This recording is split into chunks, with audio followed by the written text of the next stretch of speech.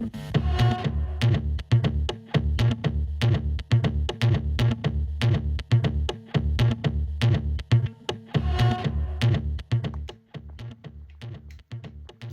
morning, y'all.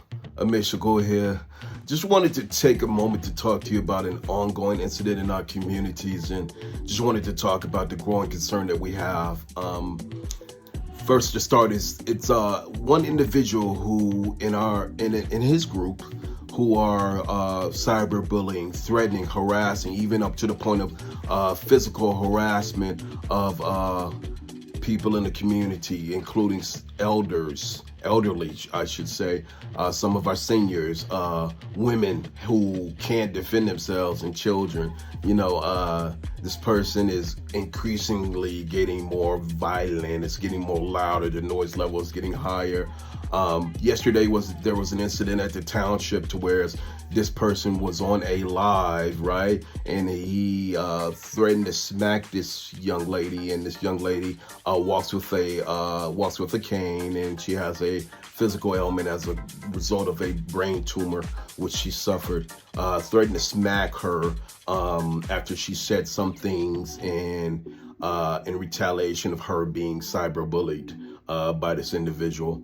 So I went there and I intervened, and I let them know that was unacceptable. It ain't gonna happen, and it won't happen again. So my goal right now is to draw and highlight the problem here, the issues, and how we're gonna resolve it. So I did want to notate in a few seconds or a few minutes or less how we can move forward from here. So first of all, we're gonna coordinate a bunch of restraining orders and put the restraining orders together. Anyone who needs a restraining order, feel free to reach out to me, DM me. I can go ahead and help you get a restraining order against this individual, and work with local law enforcement if we have to elevate consequence and really do other things outside of the restraining order. Then we'll go ahead and do that. I know right now that there are 2 people who have restraining orders. I believe that there'll be 3 or 4 more coming down the way.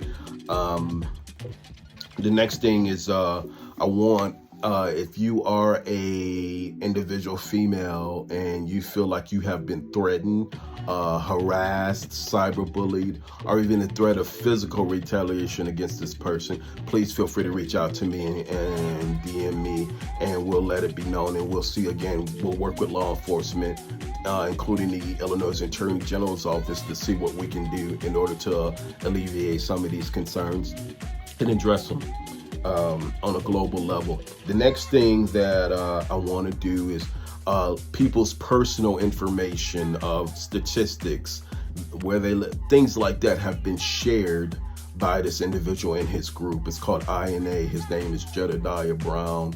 So what we're going to do is we're going to work with the Illinois Attorney General's office to highlight whoever's in this group and everyone who's sharing and putting information out there. And this information is done in a malicious respect to hurt people. So we're going to share that information.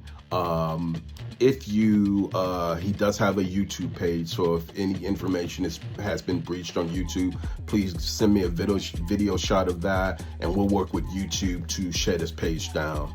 The other thing is this individual, I believe that a bigger issue is there is one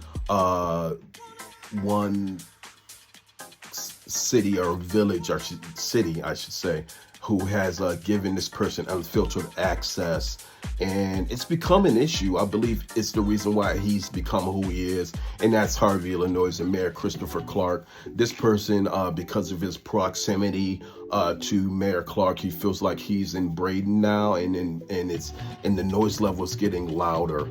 In the past, he's had psychological issues, including one situation that is very well known, an attempted suicide on Lakeshore Drive, to where he was institutionalized, right? That's public knowledge. I'm not afraid to say that. But I think that there is an ongoing issue that needs to be addressed.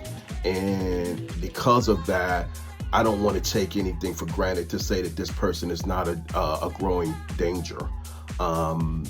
Another example is yesterday or 2 days ago, I say it was yesterday, As early as yesterday, or as late as yesterday, there was an incident to where he put out a post and then he had a video that he had recorded that day playing with his genitalia. All of this is unacceptable, but it draws a contrast to who this person is. Men, women, children are being threatened, and folks don't deserve this. I can mention their names, but I don't want to put their names out because of cyber trolling. But I will say that this has to stop. It's intolerable, and we will do our best to connect the dots. And hopefully, even just by us taking these collective actions, hopefully it'll stop. Public officials who have stood with this person, you're not helping the situation out, including Mayor Clark of Harvey. And, that has to be addressed as well. So we will be addressing that in the days ahead. No one deserves to be bullied. No one deserves to be trolled. No one deserves to be harassed. And at this point, let's highlight it. Let's continue to connect the dots. Let's put these incidents together. Let's get a collective action. And then let's take it as far as we can take it and build that case. If y'all want to reach out and DM me, and we'll be in contact. Peace. Amir Shakur, y'all. I just wanted to share with you a 3-minute thought, a short take. I'm starting to call them, as a matter of fact. Something that came to mind last year is the power of now. I'm gonna say that again. The power of the presence. In life, they have told us time and time again to think about the future and be future focused and forward focused towards the future. Always do everything with a mindset toward the future. And I like to rewrite that narrative and say that perhaps that narrative was not correct. The reason why is because you live in the present. You think in the present. Your heart beats in the present and not in the future. Your heart beats in everything that we do in the world that we live in. Events happen now. It's wrong to think about the future because the future is made now. Your destiny is made now, in the present, not in the future. So we have to start thinking about the future. At the same time, let's not think about the past or dwell in the past, because if we get stuck in the past, it will take us away from the present, and we definitely can't do anything towards the future because we're living our lives in the past. We've all seen some older guys, seniors. Hey, when I was a kid, all the ladies like me because I had a pompadour, and and I don't have that anymore, but they loved me then because I had a pompadour. Listen, that is great. We're not taking anything away, but if you're stuck in the past, you're no longer living in the present, or you can't do anything conducively to move forward in the future. So our life happens in the present now. We have to be able to navigate and make the very moment happen right now. And that was one of the gifts of Michael Jordan. He can take the opportunity, and he understood how to navigate that moment and make it the best moment, and something that would happen that people would talk about for many, many years. He had